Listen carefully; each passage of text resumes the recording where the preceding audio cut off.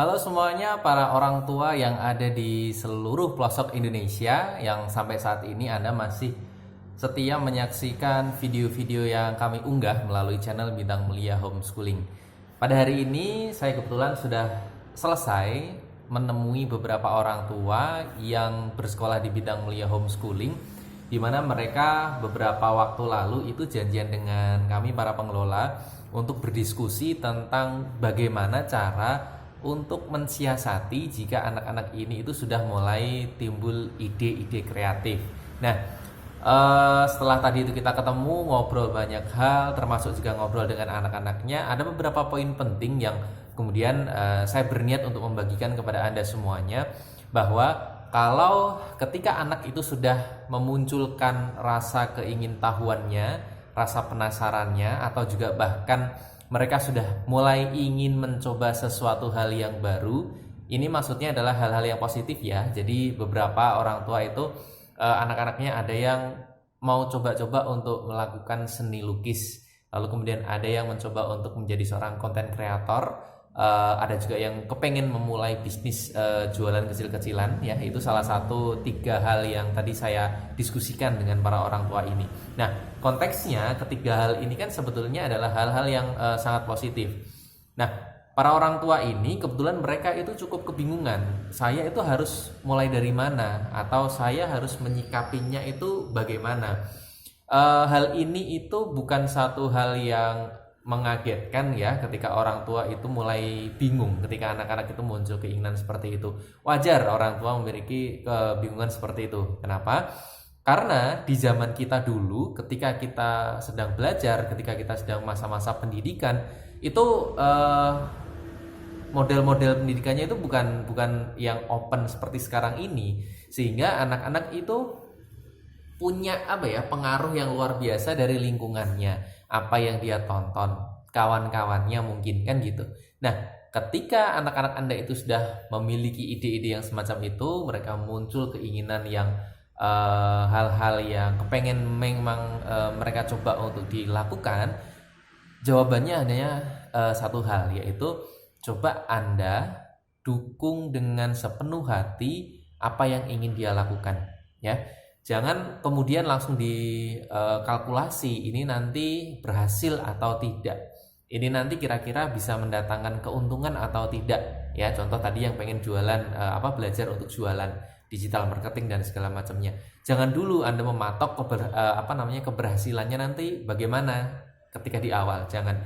Karena kalau kita konteksnya adalah proses belajar, proses mengenalkan pengalaman-pengalaman yang unik, yang enggak cuman ada di buku, enggak ada yang di sekolahan gitu kan. Ini sebetulnya yang paling berharga itu adalah prosesnya ini. Jikalau nanti misal katakanlah dia sudah berusaha dan ternyata gagal, kurang sempurna, ya biarkan saja. Yang terpenting adalah dia sudah mendapatkan ilmu kenapa dia eksperimen pertama ini kok gagal, kan gitu.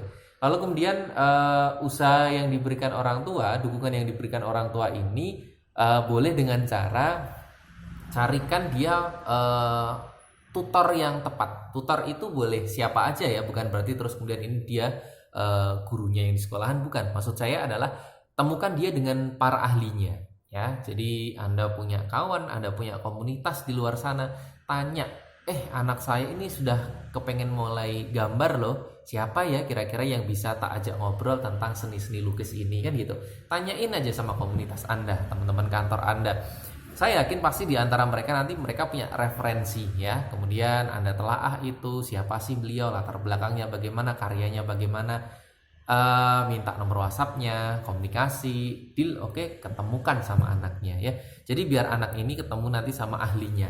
Lalu kemudian ketika dia sudah belajar dengan ahlinya, lalu kemudian kepengen mencoba untuk terjun, coba-coba, orang tua silakan coba untuk berikan alat dan bahan ya, sarana dan prasarana yang memang Anda bisa, dan itu cukup memadai, itu langkah lebih bagus. Sehingga nanti proses pembelajaran mereka nanti akan berlanjut ke tahap berikutnya. Nah, tadi saya mengatakan jangan ditimbang dulu untung ruginya, berhasil atau tidaknya, kan gitu. Kalau misal nih Mas, ternyata dalam perjalanannya di tengah-tengah dia itu merasa bosan, padahal prepare persiapannya, sudah ketemu ahlinya, sudah ditemukan jalannya, kurikulum segala macam itu sudah diramu bersama. Tapi kok anak-anak saya ini ternyata di tengah jalan dia bosen, berhenti, stagnan, atau malah pengen ganti yang lain. Nah, ayah dan bunda semuanya harus tahu satu hal, bahwa yang namanya rasa penasaran ya, kemudian dia kepengen ada semacam kayak sesuatu yang diasah ya, minatnya dia apa, itu biasanya sifat uniknya seperti itu. Mungkin dia bisa menggebu-gebu pada saat ini, tapi nanti pada proses berikutnya, 6 bulan berikutnya atau berapa bulan berikutnya, dia ketemu titik bosan ya, lalu kemudian memutuskan untuk berhenti, ganti yang lain. Itu wajar ya, itu wajar. Itulah kenapa jangan diambil kalkulasi untung ruginya di depan, berhasil atau enggak ini, jangan gitu. Yang terpenting adalah proses. Yang jarang diketahui orang tua adalah kalau kita membicarakan tentang minat ya, bakat, itu ada satu faktor penting. Minat ini itu dia tadi saya mengatakan sifatnya unik karena dalam proses tertentu ada kemungkinan dia nanti akan bosan dan pindah ke yang lain, ya kan? Nah, yang dihitung adalah pengalamannya. Yang dihitung adalah ketika dia belum cocok dengan satu kegiatan, dia nanti akan pindah kegiatan yang lain, ikuti lagi, kemudian misal katakanlah bosan lagi, pindah lagi ke kegiatan lain, ikuti lagi. Nah, biasanya di usia-usia yang memang masih remaja awal, katakanlah SMP gitu kan, itu memang dia masih mencari mana yang paling pas untuk diri saya. Nah, percayalah bahwa nanti di kesekian kalinya dia berpindah-pindah, bergonta-ganti aktivitas, dia nanti akan menemukan satu hal yang menurut dia itu paling nyaman dengan diri dia.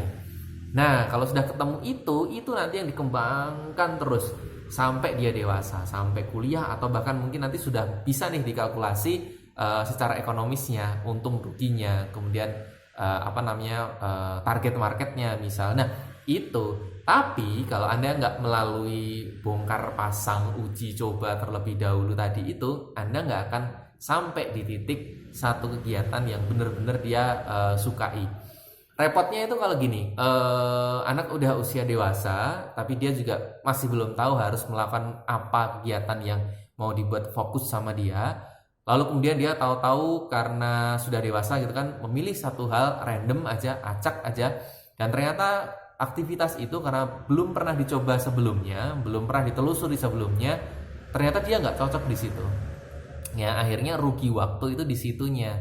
Jadi kalau bagi Anda semuanya orang tua yang anak-anak sudah mulai kepengen untuk melakukan sesuatu hal yang baru tentang kreativitas, tinggal dukung saja ya. Kemudian temukan dia dengan orang-orang yang memang pada ahlinya, biar berguru langsung. Lalu kemudian berikan kesempatan dia untuk mencoba. Oke, salam dari kami Bintang Mulia Homeschooling. Jangan pernah meragukan anak-anak. Orang tua itu memang memiliki pengalaman, tetapi bukan untuk memaksa. Jalankan supaya anak-anak ini sesuai dengan apa yang kepengen dan dikodrati oleh Yang Maha Kuasa.